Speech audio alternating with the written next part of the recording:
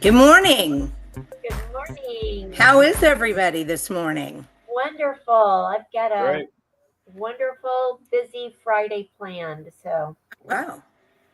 Well, guess what the best news is of all? what?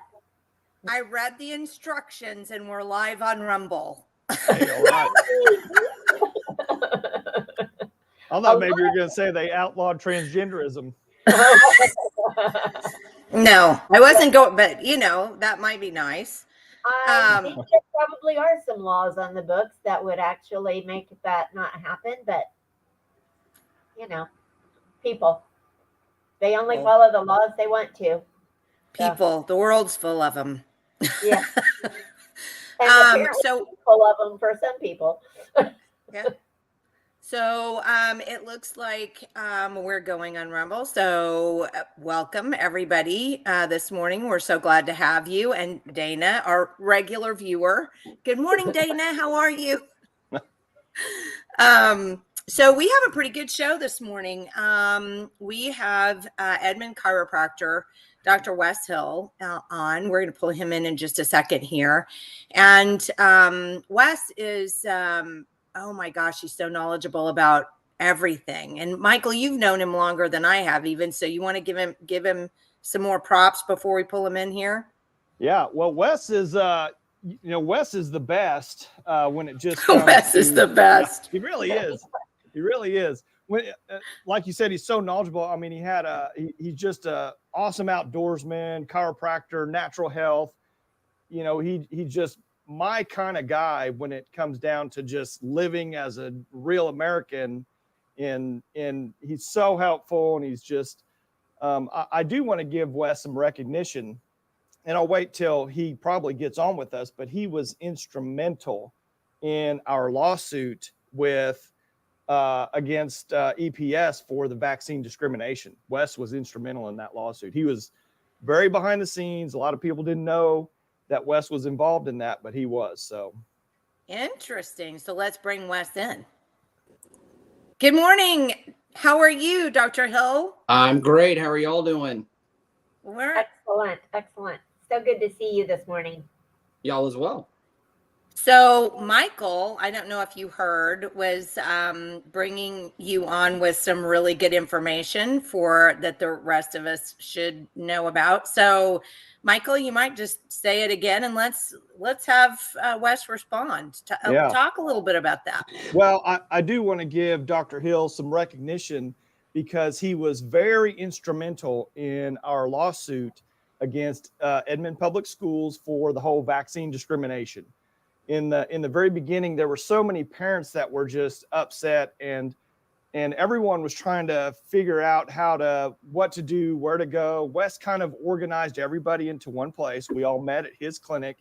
He called me and said, "Hey, Michael, I've got a whole bunch of people. I know you're working towards this, and some other people are. We all need to get together." So he brought us all together, kind of under one umbrella. We had multiple meetings at his clinic to kind of figure out legally what we were going to do, who was going to handle what positions kind of throughout the lawsuit. And Wes also was a large financial contributor and money raiser behind the scenes for that lawsuit. So without Wes, Oh, wow. that lawsuit probably would have been dead in the water from the very beginning, in my opinion. Wow. Right. You can say that, Michael, but you know for a fact that it was a combined effort of a few people. But brother, if you weren't there, I get scatterbrained at times. You were there to kind of streamline things, and we need to go this way, we need to go that way. So, brother, I appreciate that, and I certainly do. But you were integral as well, for certain. Yeah. So let's kind of bump off from there. Okay. So why did you get involved in that lawsuit? Well, that's a story that I've only been able to touch on for some time, because when we actually started that pursuit, I was still dealing with the initial scenario that kind of pushed me towards that. My daughter's junior year at Edmond Memorial was I guess it would be the second year of COVID. And they were requiring masks, or you had to do the homeschool, the video teleconferencing school. We had tried the masks from time to time, so we chose the teleschool part because our daughter, for some reason, she would wear a mask for 5 minutes and she'd get a headache. And I think there was a couple instances where she wore a mask, got a headache, and would be puking for 3 days and just be out of it, and then she'd be fine. So we chose I don't remember what they called it, the distancing school. Distance learning. Right, distance learning, so that she would not have to wear a mask. Early on, I find this funny. She was actually at the school for something. I don't recall what it was. And she ran into the principal, who she knew. The principal knew her for many reasons, but she ran into the principal, and the principal told her, or was talking to her, and said, I'm sorry to hear that you're so scared about COVID and da-da-da. And so you decided to do the distance learning. And my daughter looked at him and said, I'm not afraid of COVID at all. I don't want to wear a mask. And she said, like, the look on his face and the way he responded to that, he hadn't even considered that as an option as to why somebody would choose, the distance learning. Oh, Like, why won't you just wear a mask? You're obviously scared of COVID, but that wasn't it at all. So you kind of fast forward. And then, so the first part of her junior year, she stayed away. But my daughter was highly involved in tennis and FFA. And my daughter showed goats. And FFA starts in February.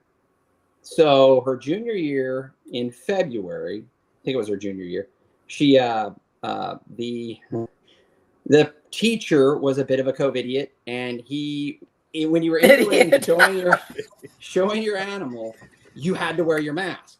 Now, Wait, I'm sorry you have to say that one more time, because that just made me giggle so bad. Well, idiot. And the only reason I say that, listen, I don't mean to be disrespectful at all. He's a great guy, but I had many conversations with him, and in no way, shape, or form would he listen to a thing that I said. And I was basically explaining to him that, listen, there's many sides to these scenarios. Not everybody can wear a mask. Not everybody can receive a vaccine. Not everybody can take a pill. Not everybody can do these things. And so I called him a COVID idiot just because he would not listen. And to him, his fear, he had a genuine fear. His fear was reflected on the children. And he would discuss this with them on many occasions, how they were wrong if they wouldn't do this or do that. But that's beside the point. He required that. Just let me interject just a question, because I know you don't like to be disrespectful. None of us do. And we're not trying to be flippant by saying, COVID idiot or whatever. It's just that disrespectful. None of us. You're a doctor. I mean, you have a chiropractic medical degree. So I guess the reason why I kind of wanted to expound on that a little bit is it's not like, and I'm sorry, every parent should be listened to. If you have a child, in a public school, whether you're wrong or right or whatever, so long as you're being respectful, you deserve the attention of the people in administration. That's just the fact. I mean, it is. So I guess I guess I don't understand how it is that you can talk, because I've known you a while, and you've never been disrespectful, and you're always very, you know, quiet when you speak. I mean, you're not a what, you know, kind of a person. So I'm not understanding how this person can look at you and say, well, you know, he's reasonable, he acts reasonably, he's a doctor. Well, not only that, Jenny, people were literally throwing out everything they've known for their entire lives about your immune system. Yep. Who doesn't know how to get over a cold? I mean, besides the fact that the box of masks said it won't prevent a virus from Where? it was yitty. So I- sorry, I just wanted to point that out because you know, you're not being disrespectful, but if you're a doctor or a physician and someone won't listen to you, I think there's an issue there. Well, and to be honest with you, so it's crazy that this manifests later and actually happens to me. I love research. I love true research. I read a ton of articles. And from the very beginning of all of this, Del Bigtree and Dr. Geert Vandenbosch, who I've followed for years, you know, I read their research on this information. And there was a lot of info on masks and the diseases that they could potentially cause to certain individuals. And so you know, it later manifested, but it was on the forefront of my mind along with some other things as to why I didn't want, you know, certain individuals are going to respond one way, certain are going to respond another way. So I think that fear drove, we know that, especially in the schools, fear drove it, and they just didn't want to hear it, right? We want to protect everybody. We're going to protect everybody by forcing you to do one thing, right? And we all know No, it doesn't work. that creates it or makes it unavoidably unsafe. That means it's going to be unsafe for a certain percentage of the population. And now you're starting to play numbers, and it's like, okay, well, do we let this, you know, people get this, or do it? And it gets, I think there's a fear that sets in. And so I think that this teacher in particular went into protection mode. He knows what's going to happen. Of course, he's been instructed by, I don't know who, I don't know who he's following or who's instructed by, but he had his rules. And the rule, oddly, was when you're in the ring showing your animal, which takes about 10 minutes, you wear your mask. So I told my daughter, I said, well, pull it down below your nose and hopefully we won't get a headache. And she tried, and he caught her and told her to no. He kind of motioned no. He was going to pull her out of the ring if she didn't put the mask on. So she wore the mask. Needless to say, she gets through that show. And that night, she started having a headache. And we had no clue what we were in for over the next, year and a half? Or something like that. Wow. So she ended up getting a headache, and that started the progression of, to be honest, it started the progression of us almost losing her at one point. So, wow, that is unbelievable.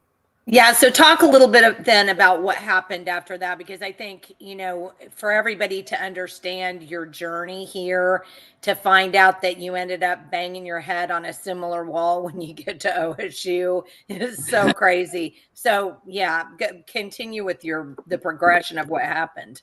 Well, so the progression of me getting involved in the EPS thing was, early on, I wasn't pointing to the mask or anything for my daughter's illness. And I thought it was just sick, whatever, you know, she'll get through it. She'll be fine. Well, a 3-day period and being sick and missing school led to a 3-week period, led to a 6-week period, 7-week, 2 months, 3 months. And she's not coming out of her room and she won't eat. And she's puking and she's got horrible discomfort. She's got pain. I mean, all these symptoms that you're like, I'm a doctor, I'm a dad, I'm all this. And I'm like, wait a minute, why can't we figure this out? And early on, we were running, we had an individual helping us early on, a naturopath that we somewhat trusted, but they weren't headed down the right road at all. And, 2 or 3 months into this, we're making big decisions like having to do, invasive studies on her to try to figure out what's going on, because they're not, how do I say this? They didn't really look deeply or deep enough into what was going on. Months into it, we met an amazing doctor, Dr. Fox. I think she's fairly well known around this area. And she was able to do a gamut of tests and found I think we found like over 14 or 21 infections total in my daughter's body. Oh my God. That we're talking not small time infections. Like, we had to have a reaction shot for that one. Yeah. At multiple different times, she would find 2 types of mono, let's say, in her, and then she'd go, okay, well, wait, now we're going to go and we're going to do these tests for this other bacteria and this and that. Bacteria, all of these positives came out. What it led to was the doctor telling us that the mask triggered an illness in her that created an autoimmune response in her body, and her body was trying to shut down. Wow. Yeah. Okay, so say that one more time, just so that people have the chance to kind of process that. So the wearing of the mask, it's not healthy to cover up the expulsion of certain chemicals or the inhalation of certain chemicals. And her wearing the mask for literally a couple minute period led to her body having so many infections in so many different areas of her body that it led to an autoimmune situation that was basically shutting her body down. Michael, Wow. were you going to say something? I was just going to say, Wes, I think if my memory serves me, weren't you part of that group of doctors that had cultured a whole bunch of masks in the first place to just prove and show? Because I think you might have talked about that at a city council meeting or some other things. Yeah. But I thought you guys did that. We did. It was myself, and I won't mention his name, but he actually was intricate in helping me help my daughter after her illness. But yeah, we took a mask of a student at Oklahoma Christian School, and we cultured it, before they went in. We cultured it after 30 minutes of use, or after one class, 1 hour of use. We cultured, we washed one, and then we cultured it. Every culture we did grew multiple types. We put one on that same student. We put a mask on that student for 5 minutes, cultured it, and it grew multiple areas of bacteria. Yeast was heavy on that mask. Wow. Well, and yeast is not supposed to be in your respiratory system. It is not. I would hope that those of us other than people who have, some biological knowledge would know that yeast is not supposed to be in your respiratory system. So I think, just to get to the very basic part. So you breathe in oxygen. Your oxygen is used by all of your cells. And then just like we do when we as human beings eat something, we take all of the nutrients out of it, and then it comes out as waste. So your respiratory system is the same way. Once you breathe in the oxygen, it's used by all the cells. The cells then excrete the waste into the bloodstream, which goes back to the lungs. And then you exhale all of the waste from all of the cells that have been doing their jobs to keep you alive. So why we ever wanted to go, here, I think I'll just breathe in all of the stuff that my cells are trying to excrete. In a way, it's like, breathing your inner poop. I mean, it really is. So Truthfully. It's the same function. Exactly. So it's so weird, I know, for all of us, but I can imagine for you and even just me, with the biology degrees, it was so weird to even think, why would you do this? And their argument was, don't forget, well, surgical physicians do that all the time. In a controlled environment with a specific temperature in the room. They don't touch their faces. They drop the mask at the door when they leave. You're right. They do. And they change them out every 20 minutes. Right. And whose protection is the mask for in a surgical situation? Absolutely. And that's the other thing I never got. So I don't know. But here, let's back up, because first of all, let's make sure. Is your daughter fine now? We just had a teleconference with Dr. Fox yesterday. And we realized this is the first time in a year and a half, 2 years now, I think, actually. We've gone 3 months without a flare-up. Oh, wow. Well, it's very good to hear, though. I mean, she's going to be fine. She's going to be fine. Just time. Okay, so what ended up, let's finish walking through the situation. So she got very ill, wasn't even able to attend the rest of her, was her junior year or senior year? Her junior year, she tried to go to prom. She went and had to leave. She had called us. We had to go pick her up. She ended up getting sick most of the way through prom. So she's sick the entire time. We start the senior year. Of course, they were saying no mask, this and that. Well, she changed. Let me just put it that way. The superintendent changed what was going on, and that was it. I'd had it. I needed to do something, and I'm close friends with a lot of people who are involved with the OKHPR group and this and that. And there was a Senate bill that was passed and signed and all that. That I thought, okay, I have my legal backing because it included, if you remember in the beginning, it included masking and it included the vaccination, both of those parts. The problem was I was trying to be very quiet because I didn't want the superintendent or anybody to know, but I was getting my ducks in a row to file the lawsuit on the mask part. Well, I don't know how, but they caught wind of it. And they put I don't know legal stuff, but they put a stay on that portion, or they put something on that portion of that bill that the courts upheld. And that meant that they thought that might be an illegal part of the law or something like that, but they left open the vaccination part. So I wanted to find individuals that I knew how to coordinate it and I knew what direction to go, but I wanted to find individuals who had been harmed through the vaccine portion because they basically removed my ability to do it myself from that mask part. So let me contacted Michael. Yeah, so let me jump to Michael. So Michael, can you explain what Wes was just talking about with because there was a thing where the Supreme Court got involved with the mask issue. What was that about? Well, that goes back to 658, which was the bill that was passed.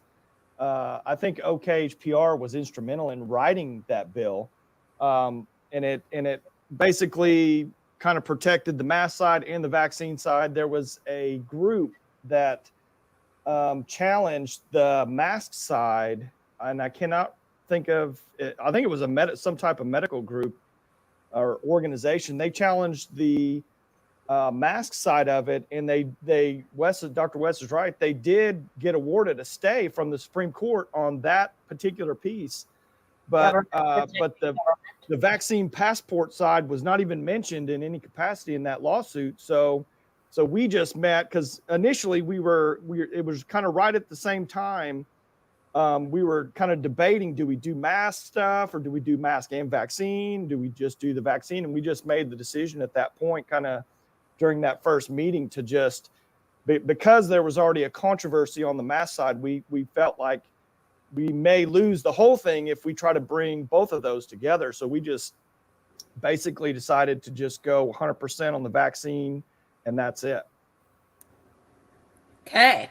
So then what ended up happening from there? So you got involved with Michael and you started working on the vaccine lawsuit. And let's go again. I know we've had Emily on early on, and she was great when Emily and Michael were on. If you haven't watched that video, go back. I mean, they were all on YouTube and Rumble and even Facebook.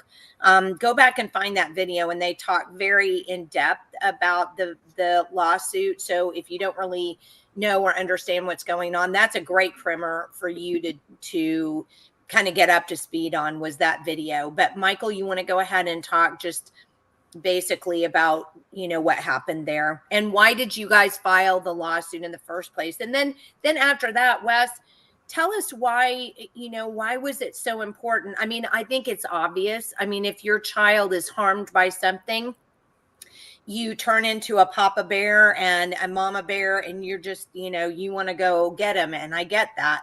So, but let's talk a little bit about, what was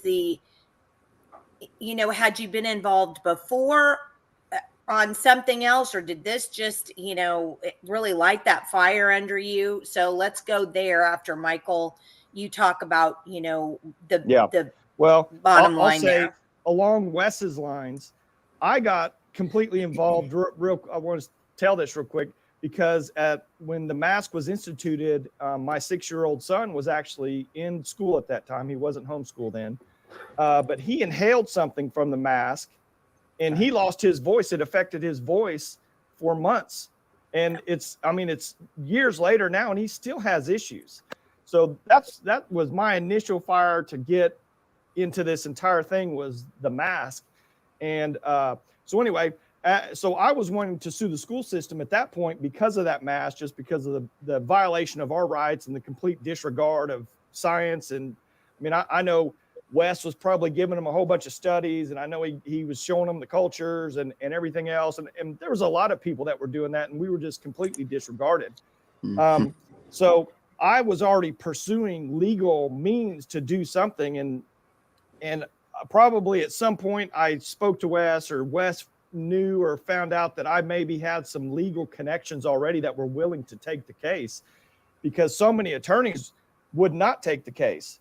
So basically Wes had the plaintiffs. He already kind of had everybody that was affected and damaged, organized. And he just called me one day and he said, "Hey, I've got people, we need to take action. They're violating 658, our civil rights. They can't do this." And I said, "Well, I've got the legal guys." So he goes, "Let's get everybody together at my office." And then we just literally just made the decision at his office, kind of who was going to be the plaintiffs in the case and the direction we were going to go. And then Wes and I had a couple conversations with the attorneys after that. And that's just how that whole thing started. Mm-hmm. So, yeah, they were violating your human rights and Yeah. going against things that were spelled out in the Nuremberg Code. If you really want to go there, they were doing Yeah. horrible things to children. Right. Yeah. and they're not doing much better now. But anyway, that being said, so you guys got through the lawsuit, and then what happened after that? So your daughter gets through senior year, and she was homeschooled, wasn't she? Didn't you school her at home, or what did you do for the last year? The last year she ended up, I think it was kind of a split, but no, she graduated from Edmond Memorial. Okay. The next year, her senior year. Okay.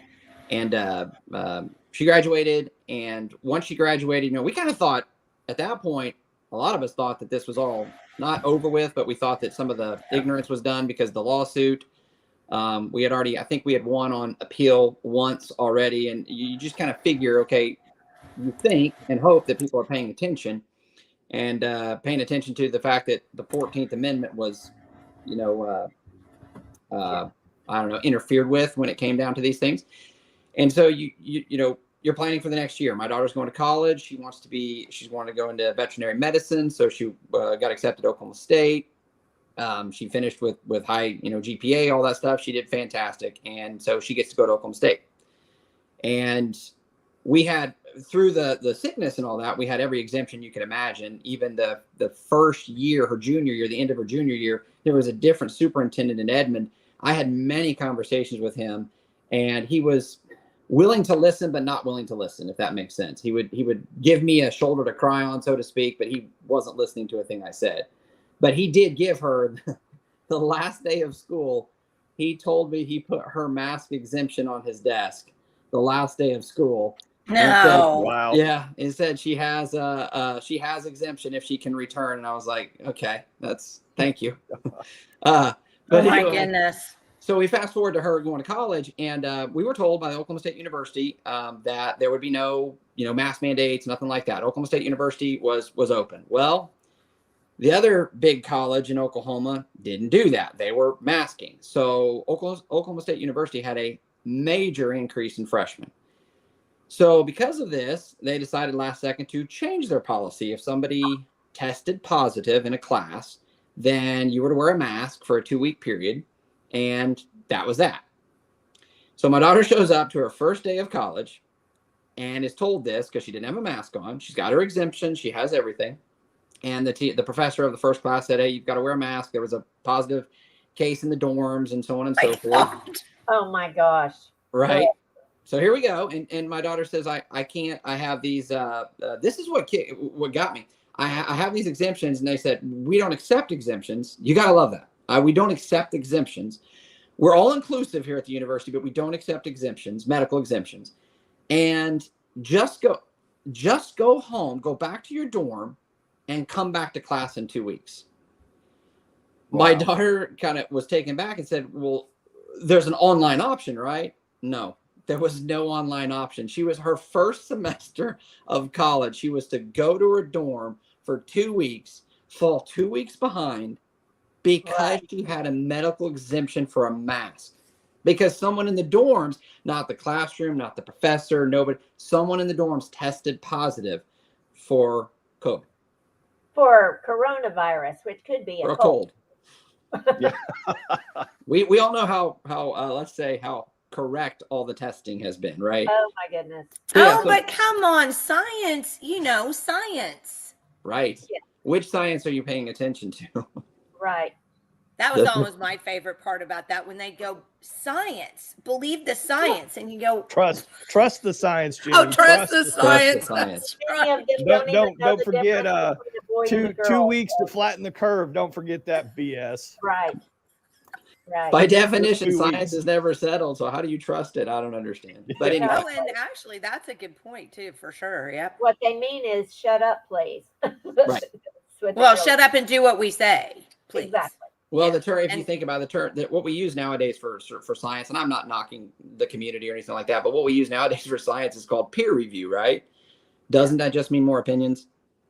Well, and that's a good point. Yeah. They review it, they read it, and they go, I think this is good. And it moves on. We don't have that old scientific method we were taught. That's a great method. Yeah. That's not what happens nowadays. And that is thanks 100% to Dr. Anthony Fauci. Yeah.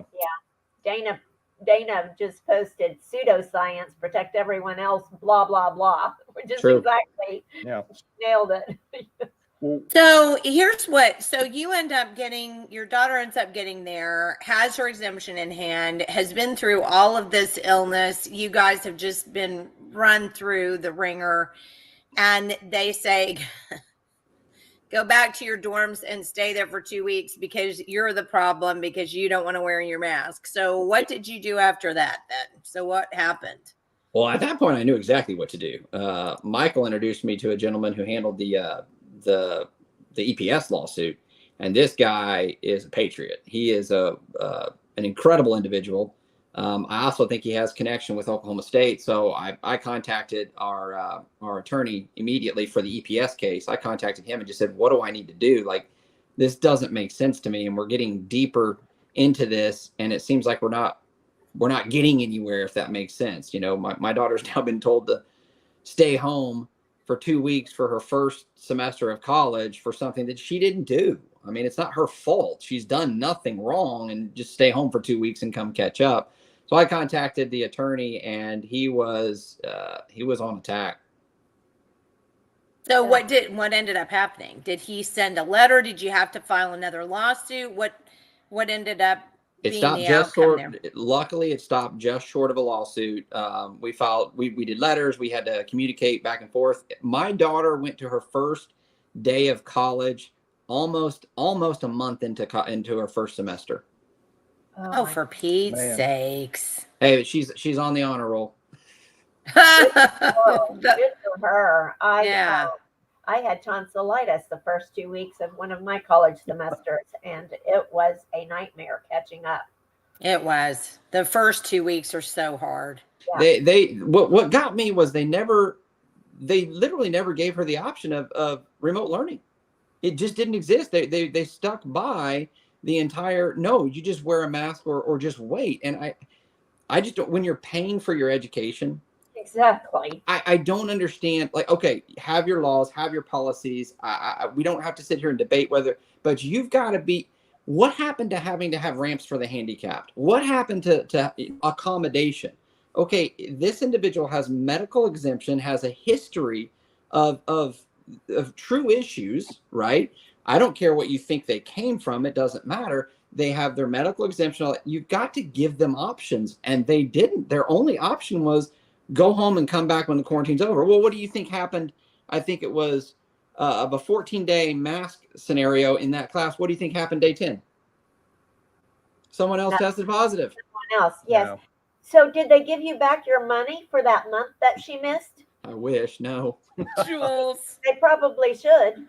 I, mean, it was a thought. It was a thought process, but we were trying. I mean, I know Michael did as well. I tried my best during that time frame to keep life as normal as I could for my kids, and we were the weirdos. Those of us that were trying to keep life somewhat, secluded and normal and this and that, and we were the weirdos. So the last thing I wanted to do was make her junior year was as bad as it was. Her senior year wasn't great. She'd have flare-ups every a couple months, and the flare-ups would put her out for a week, something like that. And just unknown, something would happen, and her body was trying to get better, and it would attack itself in so many different areas. So we were chasing rabbits into holes constantly, because it's not like you can just, okay, she has a cold, we do this. Right. She has as soon as she'd get sick, we're like, we don't know what it is.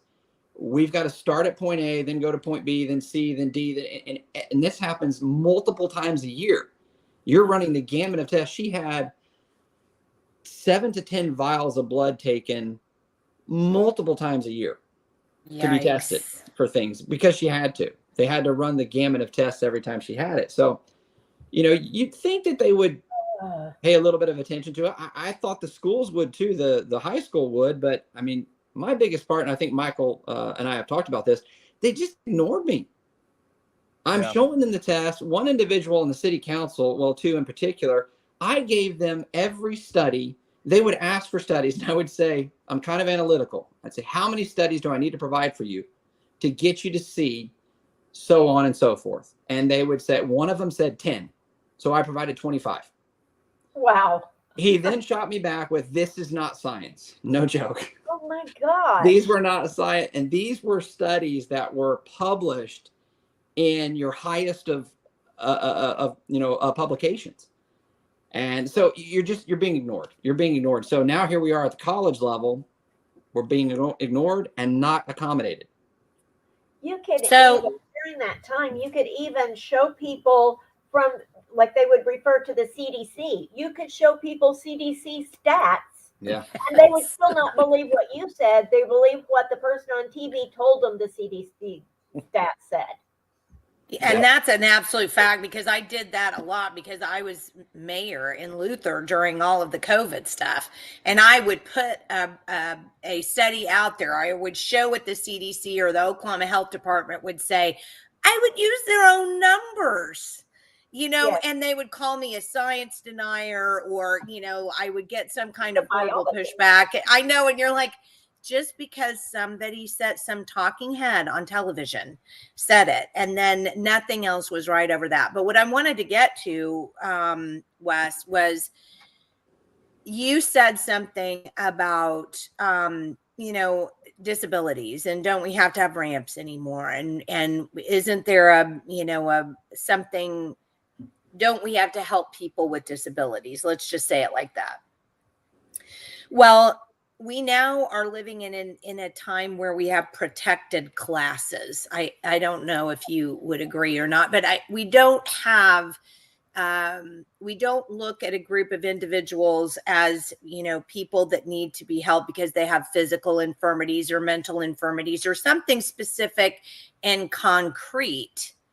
Now we're more interested in, the color of a person's skin, what the person feels like in a day, how they want to, who they want to sleep with, how they want to live their life. We have gone so far away from, helping people with concrete issues into unicorn land. So it's just now the land of protected classes. If you're not in the protected class, then you don't get any help. So, and it just simply doesn't matter. I mean, well, I think it's the government's form of help rather than the church's form of help. And the church has abdicated their responsibilities. Yeah.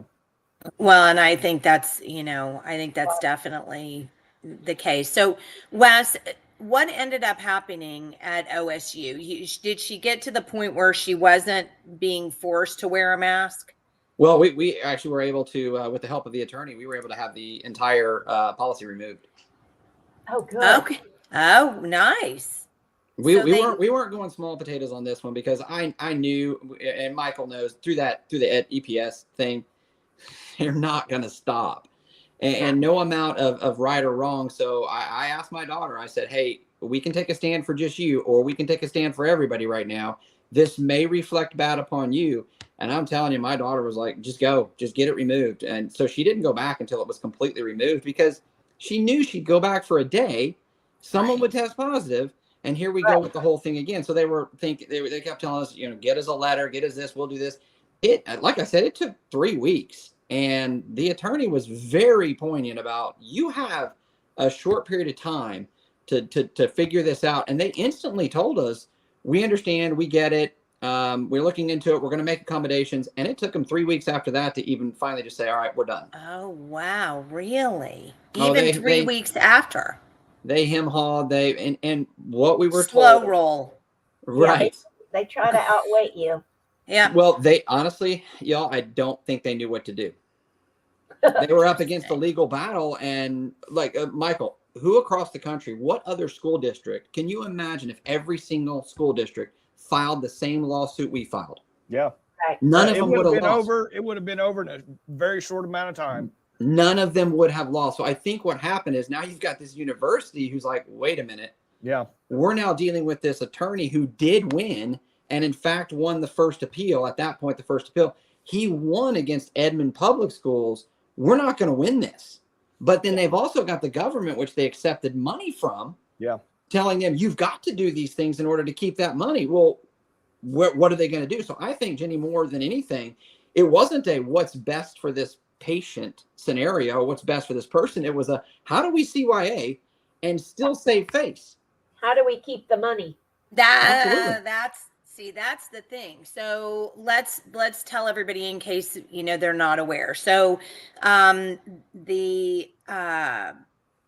was it the Biden administration, or was it the end of the Trump administration, where they gave COVID grants and said, here schools are your COVID grants, and if you don't force kids to wear masks, then you don't get the grant money, which is exactly what they said.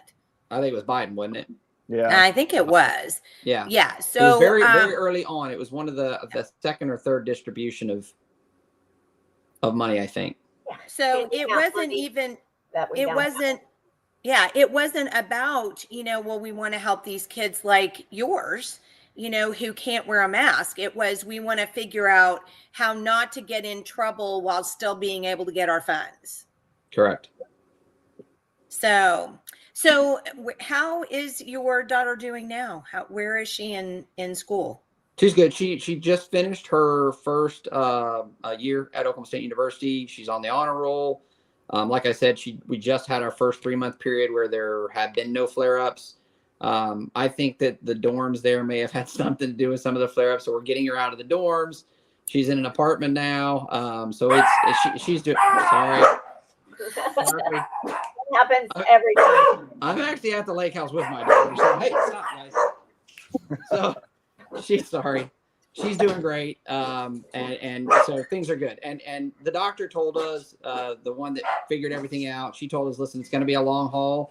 The body does not get over an autoimmune scenario like this. That's down to the cellular level. It doesn't get over it quick. Oh gosh. Yeah. But she's doing well. Spirit chambers, they actually heal on the cellular level.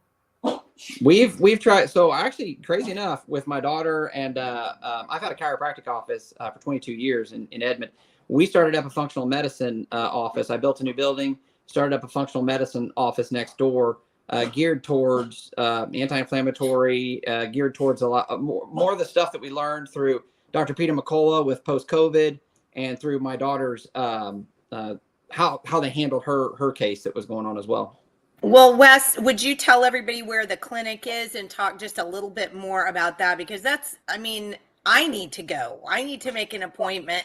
People need answers and that So we just built a new office a year ago. We are in Edmond, Oklahoma City, off of 150th Street, just west of Santa Fe.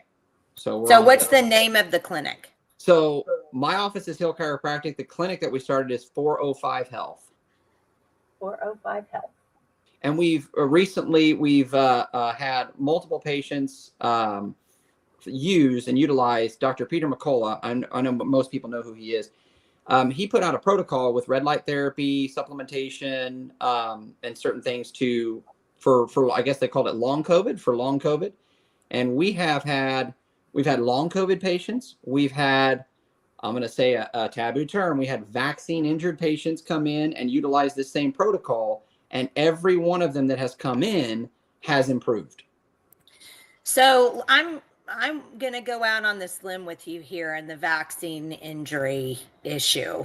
And I'm just going to, this is just my personal experience. So, but I think it's important that we all, if we have a personal experience, it's a good thing to share. So I do know that when my kids were young, they did go on the regular vaccination schedule, and I was an older parent, so you never know. I mean, my kids weren't born until I was 39, 43. So, you know, you never really know. But I have one child who's a type 1 diabetic, and I have one child who had a febrile seizure after he had his last MMR, and he had it that same day right after he had the vaccine. And then my mother, who just passed away in February, we've never had any kind of blood disease in our family at all. And my son was the first person in our family to get diabetes.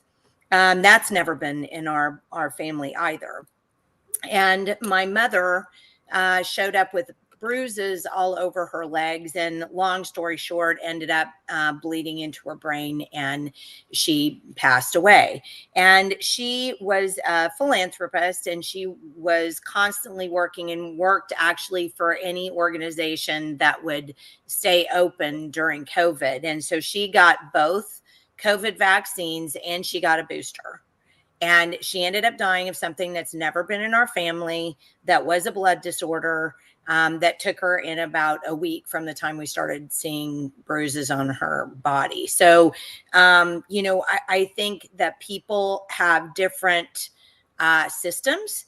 And just like you said earlier, Dr. Hill, people have different systems, and some people can take things and some people can't. Shoot, my grandmother was 99 when she died, and she smoked 3 packs of cigarettes until she was 75 years old.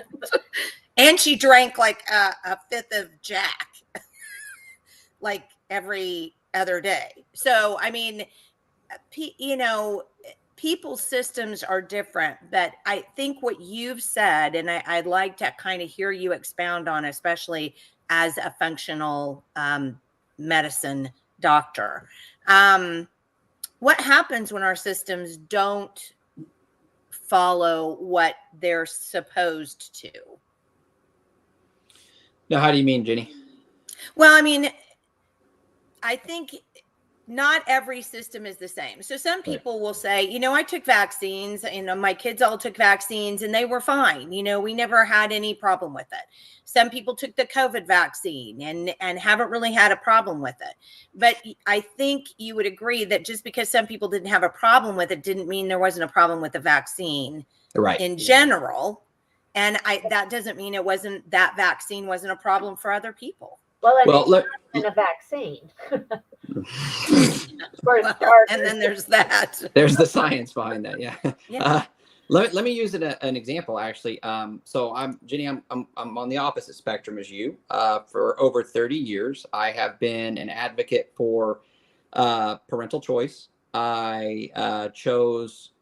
I'm a believer myself, and I in the Lord above, and I believe I was guided into this. I don't believe this is not something I chose, but I've spoken on the big stage and had the big debates on, you know, I guess you would qualify me an anti-vaxxer, right? I'm not against it. I just think there's a lot of information out there that they know that they're not sharing with every individual, right?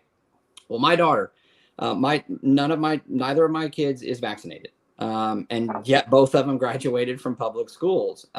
That's another side note there that most people are like, how can you do that? Well, it's not illegal. So while they were doing all these tests on my daughter while she was suffering through the mask sickness, Dr. Fox found there's a protein.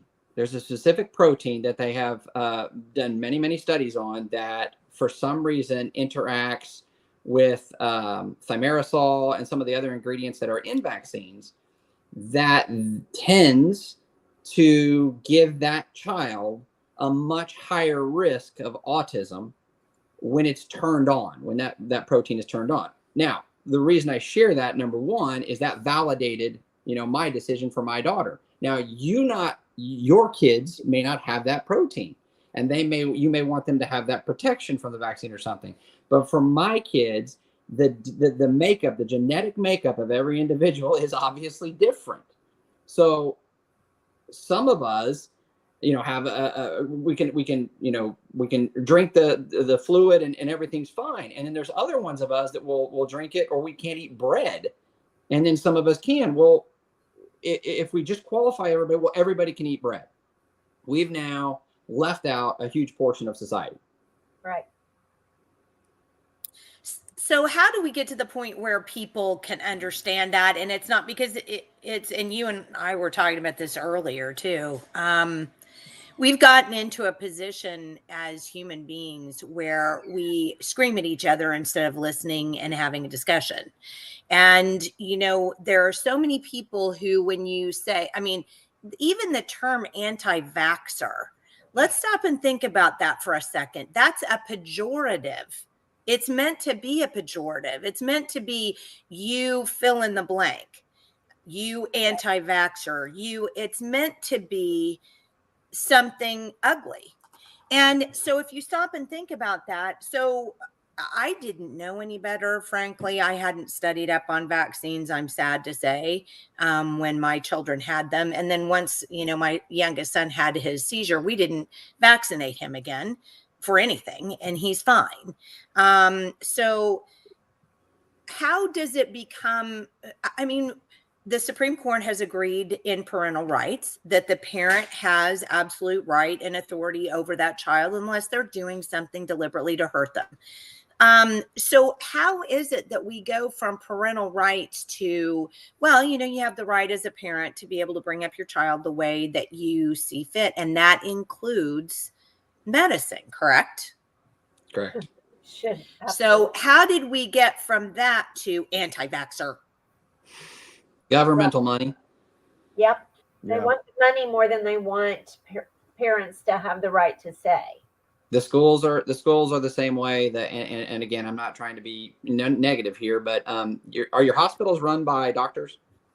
Nope. No, they're run by a board. Right. And so who do those doctors work for?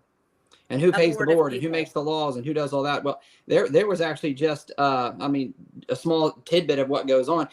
There was a law passed here in the state of Oklahoma for central billing for all of us physicians, right? We have to use a specific software. Well, the software you buy from the government, from the state of Oklahoma, it's like $5,000 to $10,000. It's overseen by the governor. What's the governor know about healthcare? It's a money thing. Money gets involved, and once money gets involved, governmental money gets involved in healthcare through insurance. You've got governmental money through that, and then you've got governmental money through schools. This whole COVID thing this wasn't the first time that the schools received governmental money and were told to do specific things in order to receive that governmental money. That's been crammed down our throat for years. It's just funny that so many people were opened or had their eyes opened up to that. But Jenny, I would say it's money. That's what we were up against during COVID. That's why nobody listened to us, because they were confused. I truly believe that. Like, could you imagine, well, you can, Jenny, but can you imagine being a council person during all of this? Like, you just love your people, and now all of a sudden you got this governmental money coming in, you're protecting millions. And you've also got an individual like myself who represented 16 different physicians speaking to the board in a very calm, nice manner and getting completely ignored. And specifically, it's money given to affect cultural behavior, to take it away from the family, to give it to the government, how our culture will proceed. Yeah. That's what the money was for.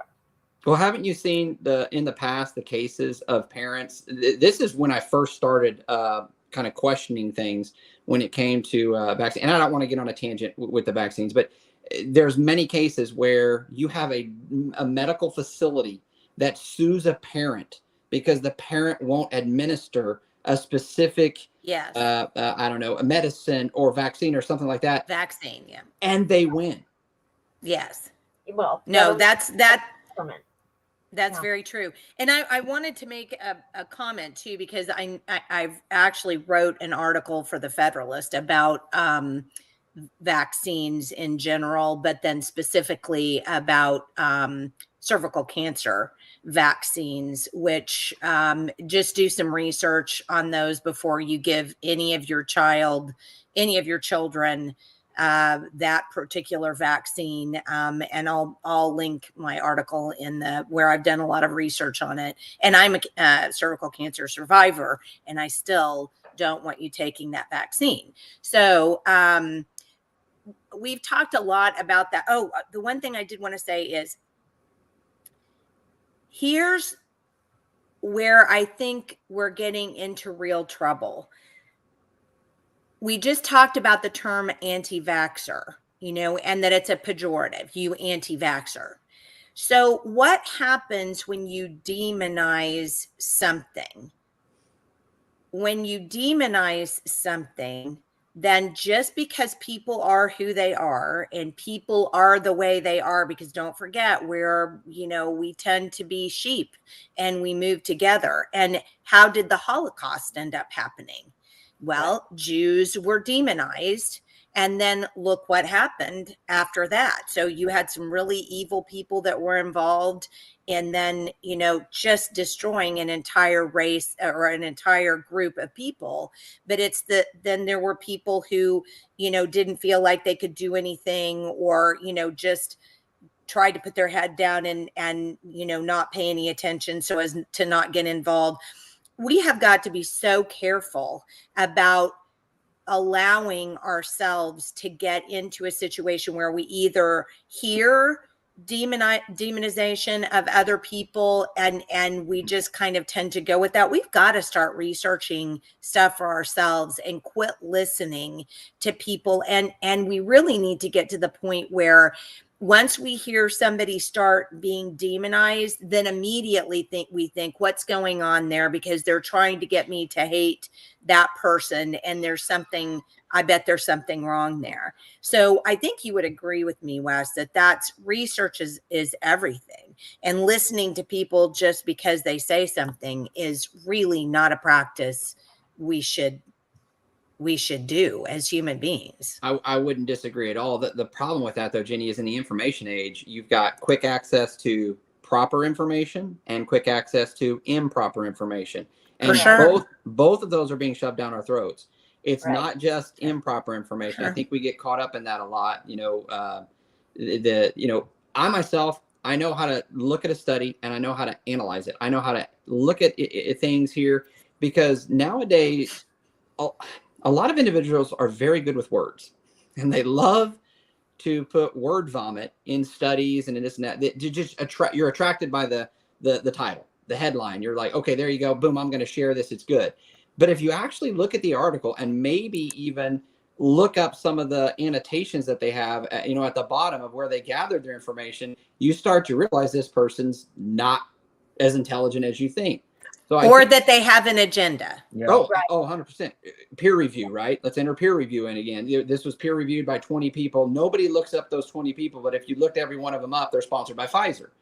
So, Right. and they work for Pfizer. That's what's killing me nowadays, is the peer review can come can come from within. And to me, that's amazing. So it to me, yes, obviously you don't take anybody's word for it. I tell my patients every day, every time I go over a consultation of x-rays with them, I say, listen, I'm not telling you anything. I'm giving you information. Your job, my job as a doctor, which just simply means teacher, doesn't mean I know more than you. It means I can guide you. You make the decisions ultimately. So you need to research this stuff, because you have to make a decision now about your health. I don't make decisions for people. You make them. So we have to be educated to that point. But I think nowadays what we do is we just draw to a group, and whatever the group accepts, we accept. Yeah. Yeah, And I would agree. I would agree, Wes. And I always go one step further there. And you can probably attest to this more than anyone. It really comes down to personal responsibility. People don't want to eat right. They don't want to exercise. They don't want to have to do all the things that you have to do to be healthy. It's a lot easier to go eat McDonald's and Doritos all day and then go to the doctor, the regular doctor, and just want to take a pill. for something and have some kind of fast fix and not take responsibility. Because, you know, to do all the things that you need to do the way we're designed, that we've been on this planet for thousands of years without all these drugs and without this, you know, allopathic style of medicine, you know, it's you have to take responsibility. And I think doctors like you, even though, and I know it, and I saw this, like when you were presenting for the group of doctors that wanted you to talk to the city council and kind of be the face of that. I saw comments on the videos. Oh, this guy's just a chiropractor. What does he know? Blah, you know, it's all just you know, there's going to come a day to where the fallacy of allopathic medicine is completely exposed, and we're going to get back to true functional type of medicine, like what you do, in my opinion. Well, go back to the hospital thing again. Most individuals don't understand this. They think that the doctors on the hospitals and they're the ones that and it's all under a doctor's education, doctor's guys. Doctors don't run hospitals. They don't. So what's being told to the doctors? This is why I'm friends with a lot of medical doctors. You know, they're under the guise of the government or the those powers that be as well. So I think you're absolutely right. You know, it's one of those things that, you know, in the state of Oklahoma, I know there's many other states as well. What was funny is that I ended up getting attacked a lot by attorneys. Attorneys would contact me and say, "You're not a doctor. That's fine. Opinions are fine." We are physicians. We are qualified and considered physicians in the state of Oklahoma. So here's a little unknown fact for all you people or haters out there. We received the same emails that the hospitals did. So when they were telling their patients to diagnose their patients with COVID in order to see them, they were telling us the same thing. As chiropractors, we had to diagnose our patients with COVID in order to see them. Really? Wow. So how do we have access? How do we have access to this information? I don't know. I just made it up. I got the emails directly. I'm a physician. That's, oh my goodness. Okay, so let me ask you this, because we're going to have to close out here since we're over in an hour, which is, you know, it's what we do. Not really. Yeah. So here's what I want to kind of end this discussion with. You've had quite a lot that's happened to you. You have quite an extensive background in medicine and in functional medicine. What do you want to tell people about any time something else should come up, or the difference between functional medicine and allopathic medicine? What do you want to tell people that's going to be the most help, do you think? Your body has a greater ability to heal on its own than you've ever been taught. And that's the bottom line, huh? That's it. Yeah, well, I mean, believe that. Real quick, think about this. Why do you get a fever? Let's talk analytically. Why do you get a fever? Because you told your body to get a fever? Your body doesn't even ask you. It just, it knows exactly what temperature to turn up to in order to fight off whatever bug it's already detected. And what's the first thing we do? And it's a convenience thing. And I'm not blaming any parent for this or anything like that. But what's the first thing we do? I need to break the fever. Yeah. Yeah. So your body has a greater ability to heal than you were ever given. And I think, listen, this hasn't been proven. This is coming from me. If anybody wants to give any negative feedback, send it my way. But I believe that in the end, if truth be told, more people passed away during this pandemic from mistakes, from medical, I'm going to call them mishaps or whatever, than did actually from the virus. I agree with that 1,000%. One of the things, talking about doing your own research, whenever the news in March 2020, when the local news reports sounded like they needed the theme from Jaws playing in the background, I looked up the very reports that they said they were using. And I looked up what they said they were using. I looked up the year before. I looked up 5 years before. I looked at the previous pandemic or epidemic that was available, and nothing was out of kilter in March of 2020. And they were acting like it was the plague. Jesus is coming. It's all over. You're all going to die. And I knew then. That's when I turned my TV off, quit watching the local news. I'd already quit watching national news, but it takes minutes to look these kind of things up. And I would encourage everybody to be your own advocate and to know things. I mean, not that there's not bad information on that, but I was using the same reports they said they were using. And they were lying. So, and then when they started calling the mRNA experimental drugs vaccines, they're lying again. And it's like, you have to think these things through and know who to believe, who to listen to. And there's people actually trying to solve the problem, like yourself. And I just get frustrated when, the sheep just all go off the side of the cliff. And that's exactly what happened with COVID. His COVID hysteria, that's what I refer to it. Where is a good, but that brings up another question though, Jules, because you're exactly right. So Dr. Hill, if you had places to tell people to go and for information that let's not say, oh, this is perfect information, let's just say alternative information. What are some alternative information websites to what I'm going to call the government talking points? Anybody that was silenced by the government during this. First and foremost, I'm going to plug someone else on this one because I've known this individual for many, many years, but during COVID, I think this individual was able to stick to the truth and bring it through. But Del Bigtree has a research group and a show weekly called The High Wire. I'm telling you guys, literally, he shares not only information, he gives you where to look the information up. And so that's a very, very good, and knowing his background, he comes from a medical background and he changes his thought process and ideas through discussion with individuals. And now he's a huge advocate for the for the opposite side as he was. To me, those are the types of individuals you can trust. So he is a big source of other sources, if that makes sense. Dr. Mercola, Dr. Muccola, Dr. Peter Muccola. These are individuals. Follow them. They don't just say, hey, don't do this. They say, don't do this. Here's 6 links that you can read articles on and figure this out. I think what happens a lot nowadays is people start reading the articles and they just get bored. They just want you to tell them how am I supposed to feel? And I'm like, and I see this in my practice nowadays. I'm not that way. I'm not going to tell you what to do. But they're just like, you're the doctor, tell me what to do. No, it's your health. It's your life. You need to be your main advocate, not myself. So Dr. Mercola, Dr. Muccola, and then Del Bigtree through the High Wire, man, they have a lot of links for all this information that you can find. Well, I'll go back before we're finished and I'll stick some in the, or before this, after it gets posted, I'll go back and put some of those links in there. But I think the bottom line is just what you said.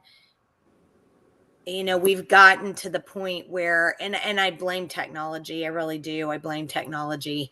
We've gotten to the point where we can't even think for 5 minutes on one topic because, we're like squirrels and we have to go to something else. And we've lost the ability to really sit down and read something and think independently and thoughtfully about it. And, the people that manipulate this stuff know that. And, if you really want to get it over on somebody, start reading for yourself. Read a long article, really think about things, because it's the only way in the end that we're going to, overcome the group, the kind of the global elitists and the talking points that they have all of the resources in the world to put out that we don't have. Stop watching the regular news, the local news, stop watching the national news, find these sources that aren't the talking heads and go and do that independent research and read. And that's the only way we're going to win any of this. And it's the only way that you're going to really be able to take care of yourself. So, also don't let the school system tell you what you must do for your health, how to raise your child. how to raise your child. Yeah. And that's the other thing too. Do not allow the school system to tell you how to raise your child. And if you don't know how to do that, talk to Dr. Hill. Yes. Right. Push back. Yeah, it's not easy, but it in the end it's worth it. My daughter's well, and they're doing great, and I would do it for anybody's child. I just would. It takes a community. Jenny, you and I talked about it earlier. You have to be accepting, not fully accepting of other people's views, but you have to be accepting of opposition. Otherwise, we don't move forward in this at all. And I think during this whole thing, I mean, unfortunately, I was really first time in my life, there was no acceptance on the opposition. None. Yeah. I mean, and we're kind of stuck when that happens, but still in all, the more we know, right? The more you know. I'm not going to stop. And thank goodness the courts were on your side in that, because had they not been, what a disaster it would have been for everyone. The law was on our side. The law was on our side. Well, human rights is on our side. So, Yeah. that can go horribly awry at times for no reason other than political. So The good Lord had his hand all over this one. I know Yes. Michael would agree. There's no doubt from start to finish. It was an absolutely amazing process, and unfortunately sometimes we have to go through the trials in order to understand and know more. And like I said, when I started, I never thought I was advocating for other people's children, not my own child. And then my own child ends up, going through what she went through. Right. Yeah. And Well, we're so thankful she's better. She's yes, better. Thank you. absolutely. All right. So anything else before because we're 12 minutes, but that's pretty good. So we did okay. Tell us about your clinics again, or your practice time. and your clinic and everything you guys do and offer. Let me plug it. So Hill Chiropractic is my chiropractic office. I've run that for 22 years, serving the great community that raised me. I'm a graduate of Edmond Memorial back when there was only one high school.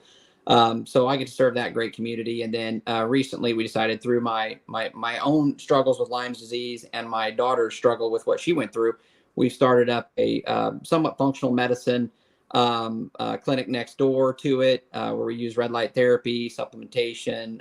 We use a bunch of different protocols and stuff, mainly targeting inflammation. If we understood what inflammation does to our body and our overall health, we would pay a lot more attention to it, but we don't even want to hear the word. So 405 Health is the office, the functional medicine side of things. And then Hill Chiropractic is my office. We're in Edmond. The Hill Chiropractic number is 341-9885. Hold on 1 second. Hold on. Okay. 341-9885. And then hold on. My wife is showing me the number to the 405 Health Clinic. I don't ever call it, so I don't know. It's 405-568-1963. That's 405 Health, right? 968. 405 Health, yes. Okay. And so we started that mainly up to utilize some of the protocols, because I was working with Dr. Fox and a couple others. We would just chit chat, not working with, but chit chat. We were getting a lot of patients who had adverse reactions, or were having, like you said, with your mom and all that, weird things going on post-COVID and post-injection and all that. And I'm not one, like I said, listen to the opposition. I'm not going to stand back and just go, told you so. I want to help you. I want to help you through whatever you're going through. I'm not here to judge you. I'm here to hopefully get a solution. So I work openly with medical doctors, neurosurgeons, PTs, you name it, to help get someone in a better spot. So we started that up, and we have had, luckily, great success with post-vaccine injuries, with long COVID situations and all that. So it's gone really well hand in hand. Well, thank you so much for being with us today. And thank you so, but not just that. I mean, thank you for being that person who, stood up to the machinery and stood up for all kids. Well, I couldn't have done it without the help of others. Yeah, thank you, Michael, also. Of course, Michael as well. Absolutely. So thank you again for being with us. Thank you. I actually will be calling the office today. I'm not there. No, but well, you don't have anybody answering the phone on the day that I you're do. not there? I do. Okay, well then there you go. All right. Well, Wes, we'll talk to you soon. And thanks again for being with us. Have a Thanks, great guys. weekend. Thanks, Wes. Okay, Y'all too. fine. Bye. Thanks for watching, everybody. Yeah, so I thought that was great. I loved having Dr. Hill on. I hope that everybody, who watched got something out of that. But I think the bottom line is, and Michael, I think you've said it 100 times yourself, is that government is never going to be responsible for us. We have to be responsible for ourselves. Right. Yeah.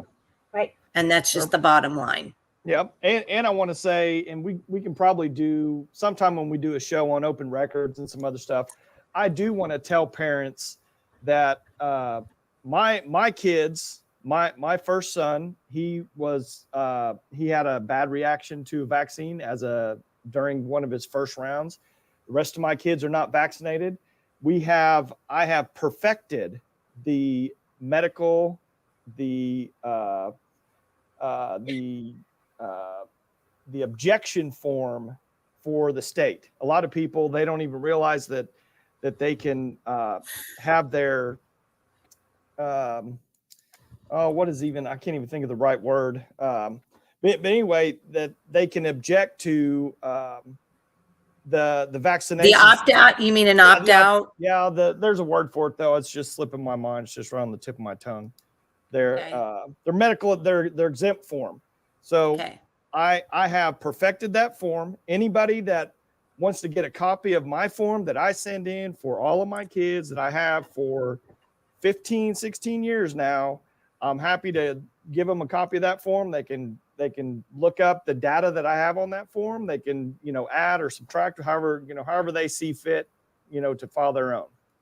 Is that on our rope website? No, that is not on the website. We probably need to put it on there, but schools, and I want to make this point too, going forward, because of 658, they have to tell parents that there is a exemption form for vaccines.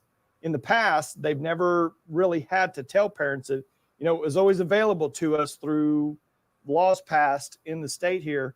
But going forward, schools have to say that. And I make a point to email like Edmond Public Schools and say, you have to, by law, you have to tell parents that they have the option to file a medical exemption for their child's vaccination history to come into school. So I want to just make everybody aware multiple times that your kids can go to school without having the entire gamut of vaccines. So Dana says they're supposed to, but they don't. So Yeah. Dana, are you saying that you've had trouble with this particularly, and you've had a school who won't take a vaccine exemption? Call them out. Yeah. Yeah, Well, absolutely. They're gonna try to not. I mean, that's just another small step of empowering parents and Right. Empowering a child and with our rights. I mean, you shouldn't have to be made to do any of that. And I wanted to ask Wes, actually, when his daughter went to OSU, they were requiring, I think at that time, they were requiring COVID vaccines for the students up there also at the same time. And I forgot to ask Wes about that. Well, and I do know because my son went to UCO during that time, and they had vaccine clinics, and I mean, they were legitimately But they had those pushing. in high schools. Yes, and they were legitimately pushing it. And the problem that we have, and the reason why I know that Julie and Michael and I are so just passionate about this topic is kids aren't adults.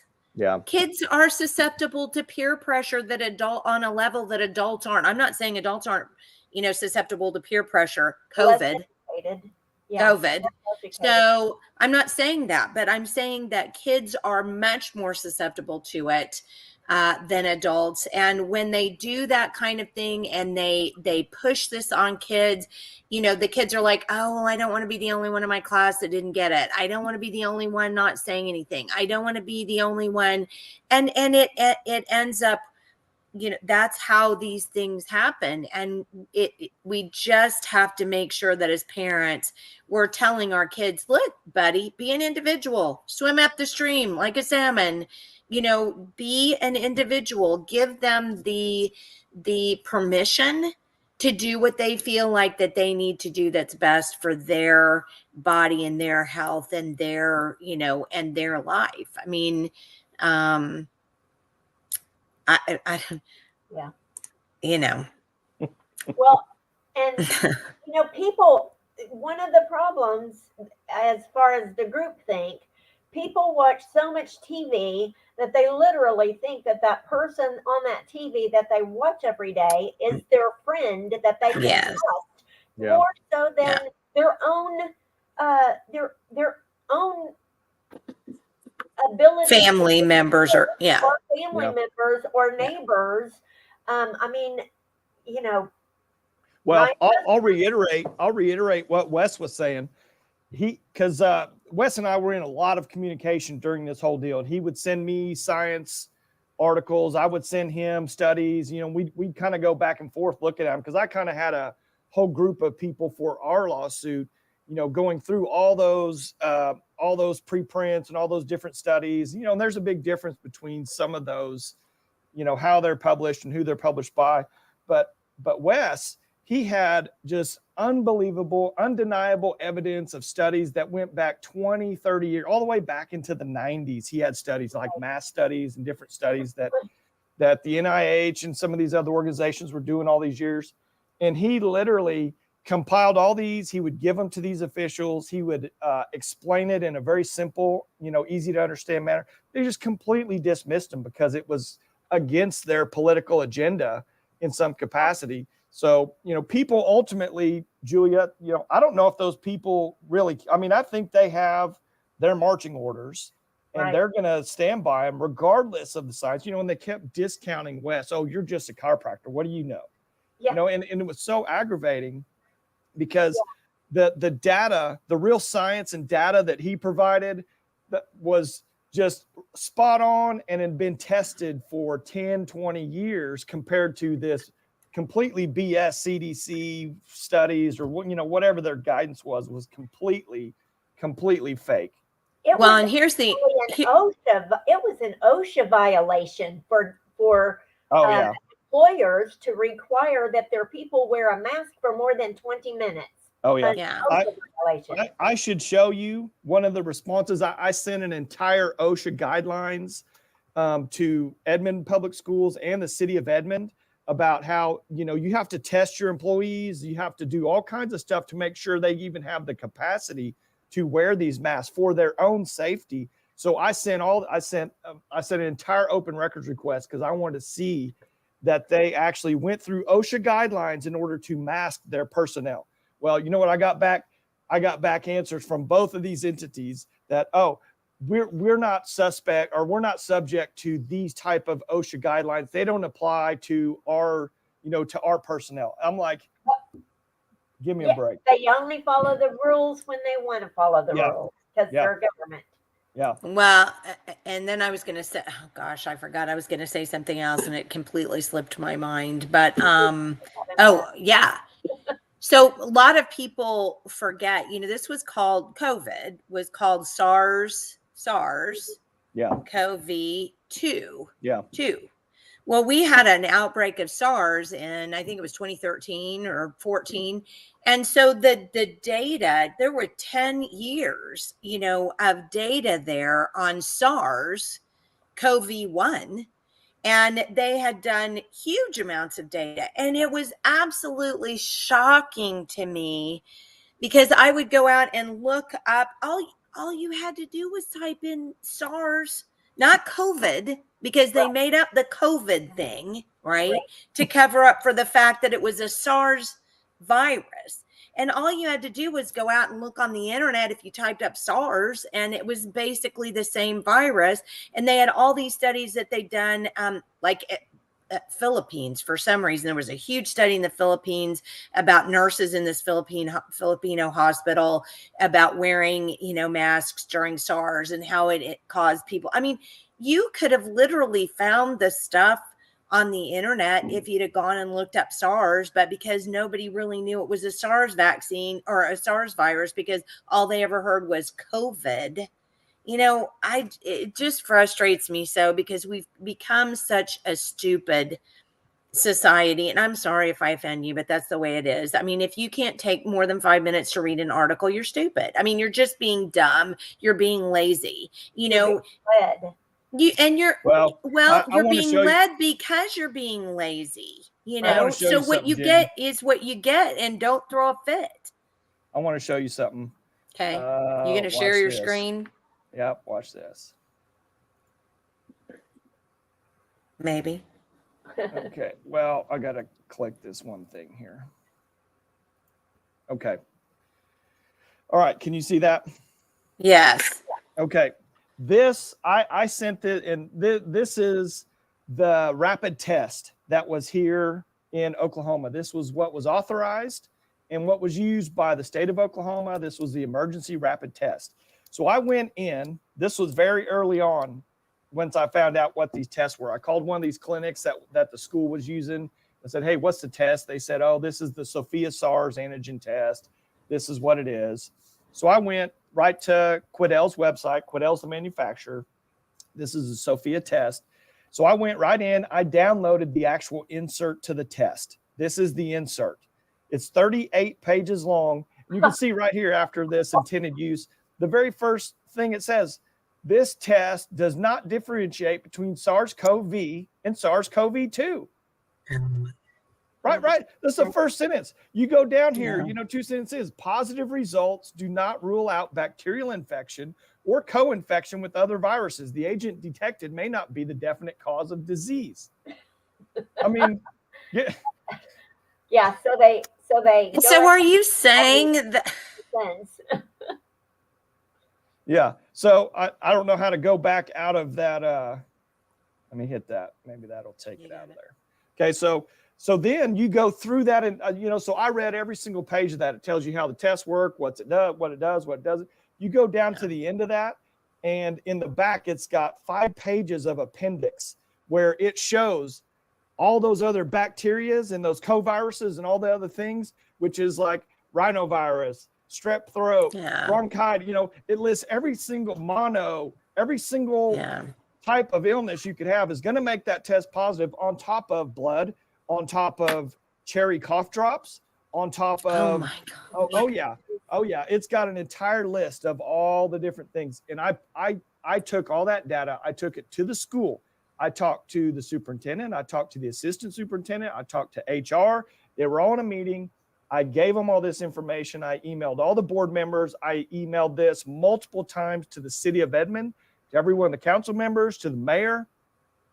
They just completely disregarded this. I said, you guys are blowing this thing completely out of proportion. I said, also, you're putting people that are actually at risk for COVID, thinking they can just go out with a mask on and they're safe and nothing's going to happen to them. I said, you're putting those people at risk by just saying that, the way you're acting with this whole deal. These people, they just completely disregarded everything. They didn't want to know anything about science or anything. I mean, it's ridiculous. Yep, they just wanted the money. Well, and when things are ideologically based, you're not going to get thought. I mean, you're not going to get people to actually think, because they already have their perspective in their head. It's a religion. Correct. At that point. Yeah. It is. And then, so nothing that you say, it's just going to all be, pinging off their head right and left, because, they just simply, it's the whole, they can't hear because they've got their ears over their, their ears and their hands over their ears and their mouth running. Yeah. So, Well, we need to get off of here because we're already at 1:30 and we could probably continue on with this about another week. But honestly, it was a great conversation. I think, we've all talked about the fact that, we started this podcast because, early on in the year, I just felt like, God was telling us that his people, die without knowledge. And all we're here to do is provide information, and you can take it or you cannot take it. It's completely up to you. But Research. the whole do what? Research it. Whatever we say, look it up. Oh, absolutely. And I think that's probably the way that anybody is telling the truth. If anybody says, hey, research anything that we say, and come back and argue with us if if you feel like that's what you got to do, If we're that's wrong, correct us. That's absolutely right. So, because we're not like people, right, Michael? We'll listen. Yeah, that's right. We don't feel like we have all the answers. We just know that we research and, that we publish what we research. So, as always, it's great to be with you guys in the mornings, and just always love talking with you. And Michael, thank you again for everything that you've done for the kids in Edmond. So you've just been a real stalwart. Happy to help. What happened in Edmond was crucial to what is going on all over the place, and we need more parents like you that'll step up. Well, we got a lot of work to do. We got to get these books out of there. That's the other thing we got to do for sure. And all right, everybody. People out of there that want to protect pornography in schools. Those people need to go. Yeah, absolutely. Probably to jail. Completely agree. All right. Well, everybody who's watching, have a great weekend, and we will see you again here on Wednesday morning live at 9:00. And I made the really dumb decision of not bringing up our who's on for Wednesday. I'm not looking at it. See, I'm not either. Oh, I know who's on for Wednesday. So anybody who's interested in math, we will have the authors of Traditional Math, an Effective Strategy That Teachers Feel Guilty Using. I know it's backwards, use your imagination. And we'll have the authors on for Wednesday morning at 9:00. So we hope to see you there. And again, have a great weekend.